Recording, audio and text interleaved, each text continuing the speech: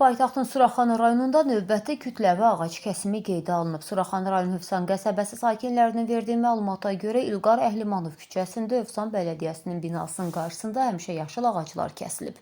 Xalq Online'ın məlumatına görə həmişəyaşıl ağaclar Hövsan Bələdiyyəsinin sədri Seymur Rəsulovun tapşırığına əsasən kəsilib. Kadrlardan da göründüyü kimi bələdiyyənin inzibati binasının qarşısında iri gövdəli həmişəyaşıl ağaclar olub, lakin ağaclar Seymur Rəsulovun göstərişi ilə kəsilib deyə iddia olunur.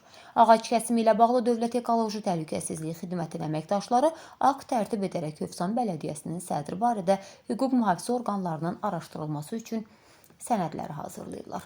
Rəsmi məlumatlarda bildirilir ki, Suraxanı rayonu Hövsan qəsəbəsi İlqar Əhlimanov küçəsində ağacların kəsilməsi ilə bağlı mediadan daxil olan şikayət 11 saylı Regional Ekologiya və Təbii Sərvətlər İdarəsinin əməkdaşları tərəfindən araşdırılıb. İdarənin rəisi Qafar Ağayev bildirib ki, araşdırma zamanı sözgedən ünvanda aparılan abadlıq işləri zamanı 11 ağac qanunsuz kəsilib və nəticədə təbiətə 9840 manat məbləğində ziyan dəyib. Faktla bağlı akt tərtib olunub, təbiətə dəymiş ziyanın məbləği cinayət tərkibi yaratdığından məsələyə hüquqi qiymət verilməsi üçün toplanmış materiallar Azərbaycan Respublikası Baş Prokurorluğuna göndərilməsi üçün hazırlanır. Kəsilmiş ağacların yerinə yeni ağacların əkilməsi üçün lazım işlər görülür deyə məlumatda qeyd olunur. Xatırladaq ki, paytaxtda belə hallar tez-tez baş verir.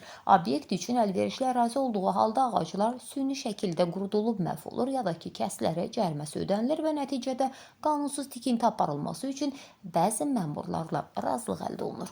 Bəs maraqlıdır, Hövsan Bələdiyyəsinin sədri Seymur Rəsulov ağac əkmək vəzifə borcu olduğu halda niyə həmişəyaşıl ağacları kəsdirib? Bu məsələni isə artıq aidiyyatı qurumlar araşdırmalıdır.